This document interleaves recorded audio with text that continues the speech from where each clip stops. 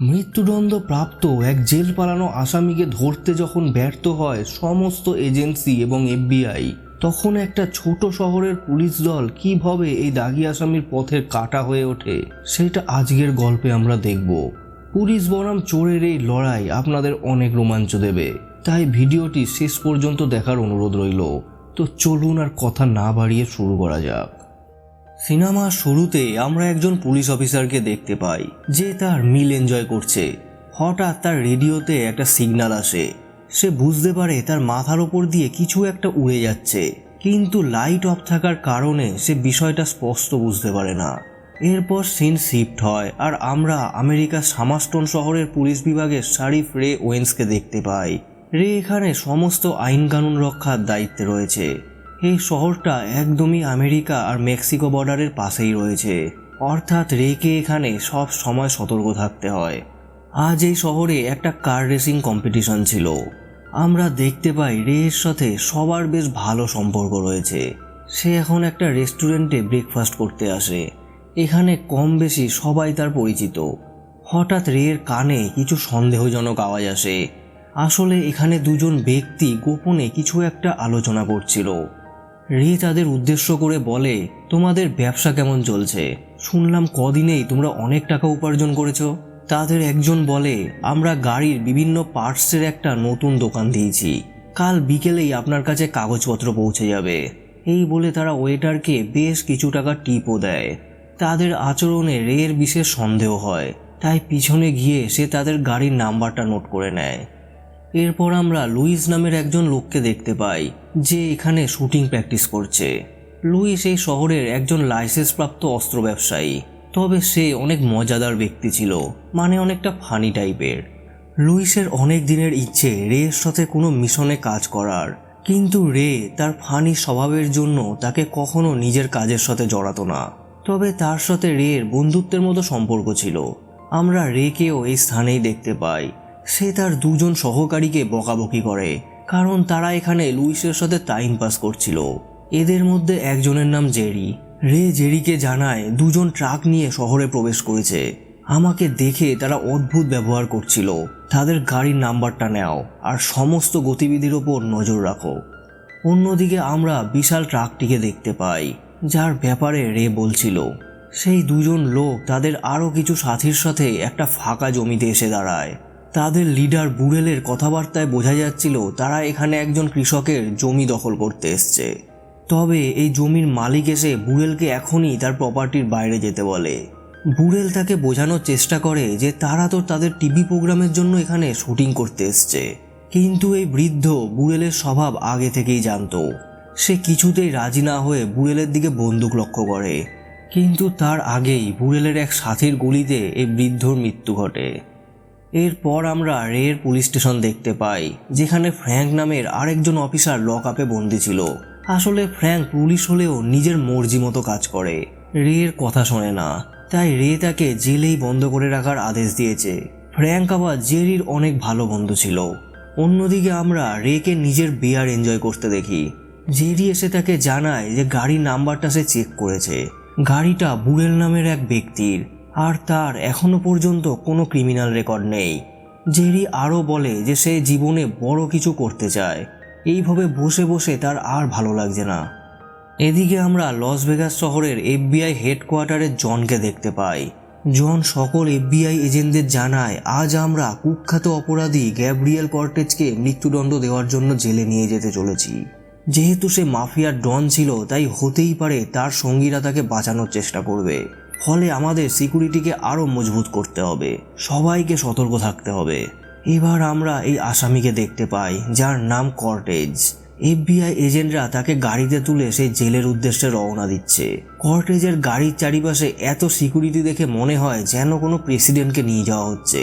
কিছুটা এগিয়ে একটা সিগন্যালে এসে তাদের দাঁড়াতে হয়, আর তখনই কর্টেজের গাড়ির ঠিক উপরে একটা ম্যাগনেট লাগানো বিশাল যন্ত্র এসে তাদের গাড়িটাকে উপরের দিকে উঠিয়ে নিয়ে যেতে থাকে।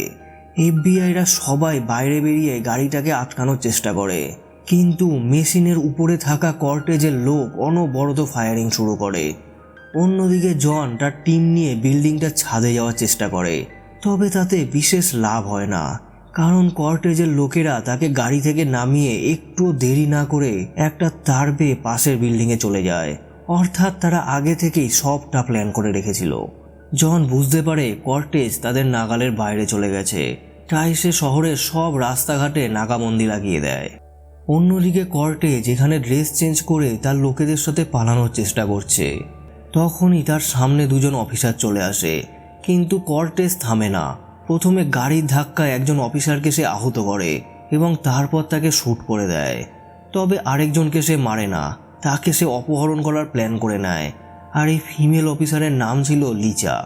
জন যখন পরে এই স্থানে এসে দেখে তার একজন অফিসার মরে পড়ে আছে, সে ভীষণ দুঃখী হয়ে যায়। সঙ্গে সে প্রতিজ্ঞা করে যেভাবেই হোক কর্টেজকে সে ধরবেই। পরের সিনে দেখানো হয় জন FBI হেডকোয়ার্টারের সিসিটিভি ফুটেজগুলো পরীক্ষা করছে, যেখানে দেখা যায় কর্টেজ লিচাকে নিয়ে সুপার কারে বসে বেরিয়ে যাচ্ছে। একজন এক্সপার্ট জনকে জানায় এই গাড়ি পৃথিবীর সবচেয়ে দ্রুতগতির গাড়িগুলোর মধ্যে একটা, যেটা সাধারণত রেসিংয়ের ক্ষেত্রে ব্যবহার করা হয়। প্রায় 300 কিলোমিটার গতিতে খুব সহজেই এই গাড়ি ছুটতে পারবে। দুদিন আগেই এই গাড়িটা চুরির খবর সে নিউজ পেপারে পড়েছিল। জন বুঝতে পারে এই গাড়িটাকে আটকাতে গেলে সবার আগে হাইওয়েতে অনেকগুলো চেকপোস্ট বসেই ফেলতে হবে, কারণ কর্টেজ সবার আগে মেক্সিকো পালানোর চেষ্টা করবে। কিন্তু একটা চেক পয়েন্টে পুলিশ যখন অন্য গাড়িগুলোকে জিজ্ঞাসাবাদ করতে ব্যস্ত ছিল, কর্টেজ তখন তাদের চকমা দিয়ে সামনের দিকে এগোতে সক্ষম হয়ে যায়।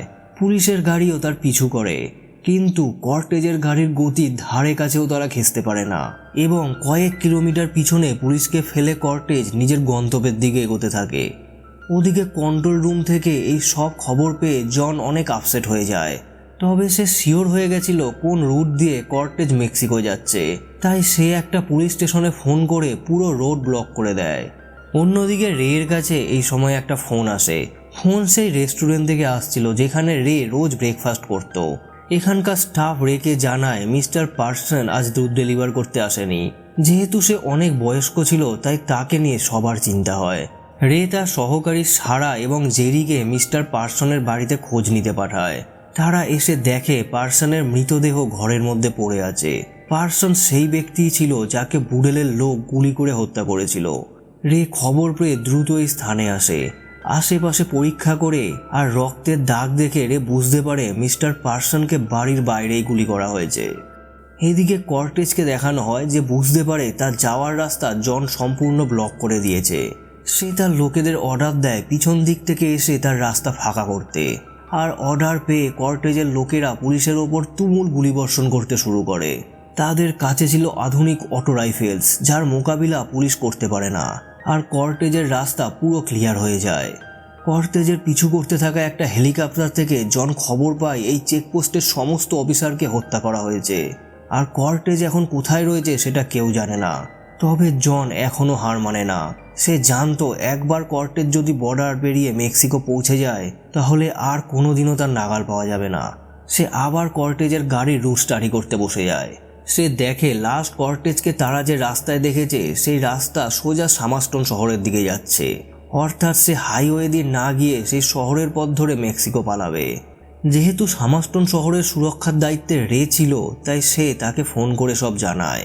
জন বলে, আমাদের একজন ভয়ঙ্কর কয়েদি তোমার শহরের দিকেই গেছে, সব দিক নজরে রাখো আর আমি আমার টিমকে সেখানে যত তাড়াতাড়ি সম্ভব পাঠাচ্ছি। এদিকে রে ভাবে সকালে সেই সন্দেহজনক লোকগুলোর রেস্টুরেন্টে আসা, তারপরে বৃদ্ধের খুন আর এখন একজন দাগি আসামির এই শহরে আসা, সবটাই একটা নির্দিষ্ট কিছুর ইঙ্গিত দিচ্ছে। নিশ্চয়ই খুব খারাপ কিছু হতে চলেছে। এদিকে মিস্টার পার্সনের বাড়ি থেকে গাড়ির টায়ারের দাগ অনুসরণ করে জেরি এবং সারা একটা জমির ধারে আসে। জেরি দেখে এখানে ট্রাকের সাথে বেশ কিছু মালপত্র রাখা রয়েছে, যা কাল পর্যন্ত তো ছিল না। জেরির সন্দেহ হয় এবং সে রেকে এই জায়গার ইনফরমেশন দিতে দিতে বন্দুক উঁচিয়ে সামনের দিকে এগিয়ে যায়। রের ব্যাপারটা ঠিক লাগে না, তাই সে তাদের এখনই সেখান থেকে বেরিয়ে যেতে বলে। কিন্তু জেরি সর্বদাই এরকম ঝুঁকিপূর্ণ কাজ করতে আগ্রহী ছিল, তাই নির্ভয়ে এগোতে থাকে। তখনই হঠাৎ তাঁবু থেকে একটা লোক বেরিয়ে আসে আর কারো কিছু বুঝে ওঠার আগেই সে জেরির ওপর গুলি চালিয়ে দেয়। বেচারি সারা কোনো রকমে রেকে ইনফর্ম করে ফায়ার ব্যাক করার চেষ্টা করে, কিন্তু তাকে চারিদিক দিয়ে বুড়েলের লোক ঘিরে নিয়েছিল। বুড়েলও দূর থেকে গুলির আওয়াজ শুনে সতর্ক হয়ে যায়। আমরা দেখি বুড়েল তো এখানে একটা অস্থায়ী ব্রিজ বানানোর চেষ্টা করছে, আর এই কাজের জন্য সে বৃদ্ধ ব্যক্তিকে মিথ্যে বলে জমিটা হাতাতে চাইছিল। আসলে মেক্সিকো আর সামাস্তন শহরের মাঝে একটা গভীর খাদ ছিল, তাই কর্টেজ বুড়েলকে দিয়ে এখানে একটা ব্রিজ বানানোর চেষ্টা করছিল, যাতে সহজেই পুলিশের নজর এড়িয়ে বর্ডারের ওপারে চলে যেতে পারে। আর যেহেতু এইবারের জমিটা মিস্টার পার্সনের, তাই যে কোনোভাবে সে সেটা দখল করতে চাইছিল। যাই হোক, বুড়েল সঙ্গে সঙ্গে সব ওয়ার্ক লাইট বন্ধ করার অর্ডার দিয়ে দেয়। এবার তো জেরি আর সারা আরও বিপদে পড়ে, কারণ এই গুন্ডাদের কাছে নাইট ভিশন ছিল। জেরি কোনোভাবে পালানোর চেষ্টা করলে একজন তার পেটে আরেকটা গুলি মারে, কিন্তু তারা এবার জেরিকে বরাবরের মতো শেষ করতেই যাবে, তখনই রে এই স্থানে চলে আসে। রে গাড়ি থেকেই তাদের সাথে ফাইট করার চেষ্টা করে, আর এই সুযোগে সারা জেরিকে নিয়ে গাড়িতে উঠে যায়। রে আর একটুও সময় এখানে নষ্ট না করে জেরিকে বাঁচানোর জন্য শহরে ফিরতে শুরু করে, কিন্তু দুর্ভাগ্যবশত রাস্তাতেই জেরির মৃত্যু হয়। জেরিকে হারিয়ে সবাই অনেক ভেঙে পড়ে, বিশেষ করে জেলে বন্দি থাকা ফ্র্যাঙ্ক এই খবর শুনে ভীষণ কষ্ট পায়। রে জনকে ফোন করে জানতে চায় তার টিম কতক্ষণের মধ্যে আসবে, কারণ পরিস্থিতি হাতের বাইরে চলে গেছে। সে এটাও জানায় যে একটা অস্থায়ী ব্রিজ বানিয়ে এই আসামি মেক্সিকো পালানোর চেষ্টা করছে। তাদের লোকজন পুরো জায়গাটাকে ঘিরে রেখেছে। রে বুঝতে পারে একজন সাধারণ কয়েদির পক্ষে এত কিছু করা সম্ভব না, তাই সে এই ব্যাপারে জানতে চায় যে আসামিটা আসলে কে। জনের মুখে কর্টেজের নাম শুনে রে ভীষণ রেগে যায় আর বলে, কাল রাতে যদি তুমি আমায় কর্টেজের নামটা বলতে, তাহলে আজ আমার অফিসার বেঁচে থাকতো।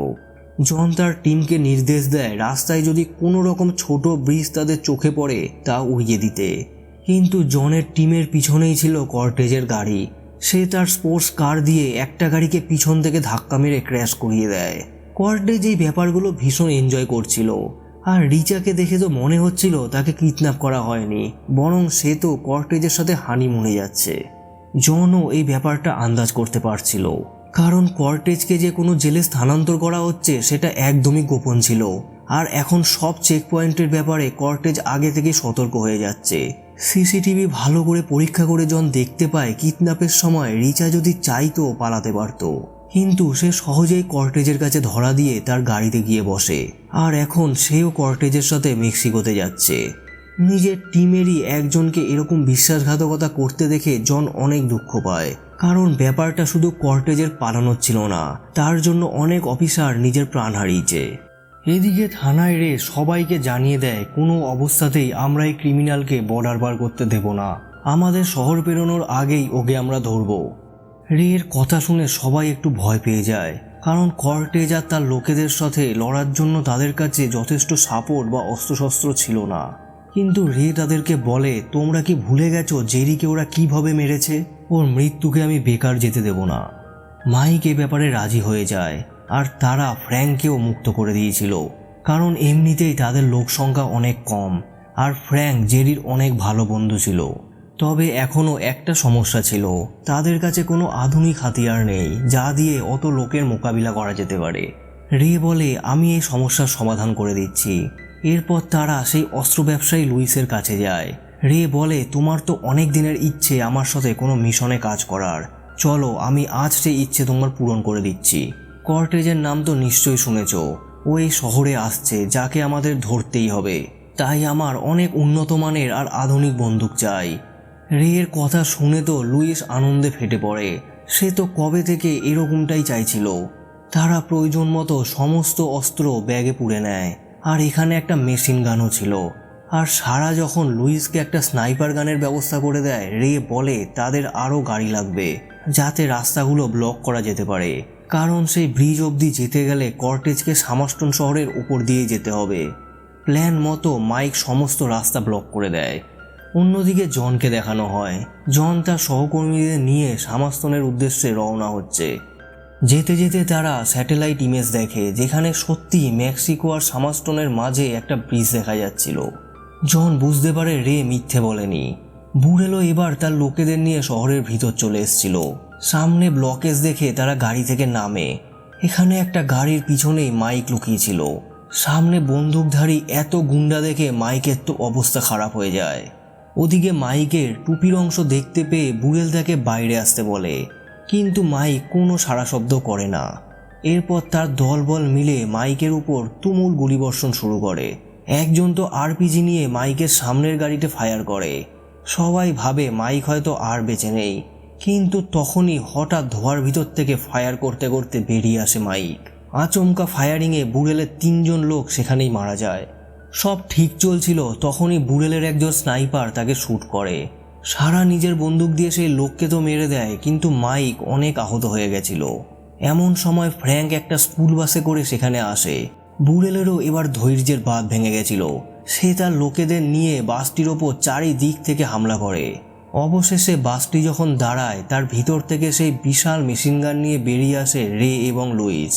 এই বন্দুক থেকে ফায়ার করা শুরু করলে নিমেষের মধ্যেই বুড়েলের বেশিরভাগ লোকই এখানে মারা পড়ে। তবে বুড়েলের আরেক সাথী তার টিম নিয়ে বিল্ডিংগুলোর ছাদ থেকে রের উপর ফায়ারিং করতে শুরু করে। বেশ কিছুক্ষণ তুমুল যুদ্ধ চলার পর রে ফাইনালি তাদের মারতে সক্ষম হয়। ওদিকে মাইকের জ্ঞান ফিরে আসলে সে চেঁচাতে শুরু করে। লুইস যায় তাকে সাহায্য করার জন্য, কিন্তু এই সুযোগে বুড়েল বাসটির ড্রাইভিং নিয়ে রাস্তা ক্লিয়ার করতে শুরু করে, যাতে কোনো বাধা না পেয়ে কর্টেজ এখান দিয়ে মেক্সিকো পালাতে পারে। তবে রেও তীরে এসে তড়ি ডুবতে দিতে নারাজ ছিল। সে বাসের তলা থেকে একটা গুলি চালায়, যেটা বুড়েলের কানে গিয়ে লাগে। সে ব্যথায় কাতরাতে থাকে। এরপর রে বাসে উঠে গুলিতে ব্যারেলের খুলি উড়িয়ে দেয়। তবে তারা একটু গুছিয়ে ওঠার আগেই কর্টেজ এখানে তার সুপারকার নিয়ে চলে আসে। সারা এবং ফ্র্যাঙ্ক অনেক ফায়ারিং তো করে, কিন্তু কোনোভাবে সে পাশ কাটিয়ে যেতে সক্ষম হয়ে যায়। রে এই হার মেনে নিতে পারে না। তখনই পাশে আরেকটা লাল গাড়ির ওপর তার চোখ পড়ে। এদিকে কর্টেজ রিচাকে বলে, আমার তোমার সাথে করা ডিল এখানেই শেষ হচ্ছে, যাও আমার দেওয়া টাকা নিয়ে এবারে পার্টি করো। এই বলেই সে হঠাৎই রিচাকে চলন্ত গাড়ি থেকেই ধাক্কা মেরে ফেলে দেয়। কর্টেজ তো এখন মহা আনন্দে রয়েছে, কারণ আর কয়েক মিনিটের মধ্যেই সে এফবিআই এর নাগালের থেকে বহু দূর চলে যেতে চলেছে। কিন্তু রে থাকতে এটা এতটা সহজ ছিল না। জমির ভিতর থেকে রে তার গাড়ি নিয়ে সেই কর্টেজের গাড়িতে সজোরে ধাক্কা মারে। এবার তাদের মধ্যে শুরু হয় গাড়ির লড়াই। মিস্টার পার্সনের ভুট্টার জমির মধ্যে দিয়েই তারা গাড়ি চালাতে শুরু করে, কিন্তু এত ঘন ভুট্টা গাছের জন্য তারা সামনে কিছুই দেখতে পাচ্ছিল না। আর কিছুটা এগোতেই একটা ভুট্টা ওঠানোর মেশিনের সাথে লেগে তাদের গাড়িগুলো ড্যামেজ হয়ে যায়। কর্টেজের গাড়ি আর চলার মতো অবস্থায় ছিল না। গাড়ি থেকে নেমে সে দেখে রে আশেপাশে নেই, তাই সে পায়ে হেঁটেই সামনের দিকে এগোয়। আর সামনেই বুড়েলের বানানো সেই ব্রিজ দেখতে পায়। কর্টেজের মুখে হাসি ফুটে ওঠে, কারণ ব্রিজ পার করলে সে মেক্সিকোর সীমানায় প্রবেশ করবে। কর্টেজ আর একটুও সময় নষ্ট না করে ব্রিজটার দিকে ছুটে যায়, কিন্তু যখনই সে ব্রিজে পা রাখে তার হাসির 12টা বেজে যায়, কারণ ব্রিজের ওপরে দাঁড়িয়ে তার অপেক্ষা করছে রে। আসলে রে জানতো কর্টেজ যেখানেই থাকুক এই ব্রিজে তো আসবেই, তাই তাকে ক্ষেতের মধ্যে খুঁজতে সময় নষ্ট না করে সোজা এখানে চলে আসে। কোনো উপায় না দেখে সে রেকে তাকে উপারে যেতে দেওয়ার জন্য $5 মিলিয়ন অফার করে। বলে, কি এই শেষ জীবনে এত রিস্ক নিয়ে কাজ করছো, আমার থেকে টাকা নিয়ে আরামে নিউ ইয়র্ক গিয়ে জীবন কাটাও। রে রাজি না হলে সে $20 মিলিয়ন পর্যন্ত অফার করে, কিন্তু রে তার কথায় কোনো পাত্তাই দেয় না এবং তার হ্যান্ডকাফটা কর্টেজের দিকে ছুঁড়ে দিয়ে বলে, তুমি নিজেই এটা পড়বে নাকি আমি পড়াবো। শেষ মুহূর্তে এসে এমনি ধরা তো কর্টেজ কখনোই দেবে না। সে রের ওপর আক্রমণ করে দেয়। বেশ কিছুক্ষণ যুদ্ধ চলার পর রে কর্টেজের চাকু তার পায়ে ঢুকিয়ে দেয়। অবস্থা বেগতিক দেখে সে রেকে আরও টাকার অফার করে, কিন্তু রে কোনো কথা না শুনে তাকে গ্রেপ্তার করে নেয়। সব গল্প শেষ হয়ে যাওয়ার পর এখন জন তার টিমকে নিয়ে সামারস্টোনে আসে। কেউ এখনো পর্যন্ত জানতো না কর্টেজ আর রে কোথায় আছে। ঠিক তখনই রে তার গাড়ির পিছনে করে কর্টেজকে বেঁধে আনে। কর্টেজের এত দুরবস্থা দেখে সবাই ভীষণ অবাক হয়ে যায়। যাই হোক, এফবিআই টিম শেষমেশ কর্টেজকে তাদের হেফাজতে নিয়ে নেয়। জনকে দেখে রিচা তার কাছে এসে ইনোসেন্ট সেজে বলে, ভাগ্যিস তুমি এলে, আমি তো ভেবেছিলাম এই যাত্রায় আর বাঁচবো না। তখন জন তার হ্যান্ডকাপটা দেখিয়ে বলে, সে তো তুমি এবারেও স্বাধীনভাবে আর বাঁচতে পারবে না। বেচারি রিচা এত নাটক করার পরেও জনের কাছে ধরা খেয়ে পুরোই হতাশ হয়ে যায়।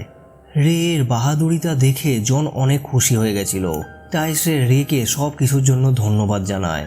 আর এখানেই আমাদের সিনেমা শেষ হয়। এক্সপ্লেনেশনটি ভালো লাগলে অবশ্যই একটা লাইক করে সাপোর্ট করবেন এবং এরকম আরও ভিডিও দেখতে হলে চ্যানেলটিকে সাবস্ক্রাইব করতে ভুলবেন না। আবার দেখা হবে নেক্সট ভিডিওতে।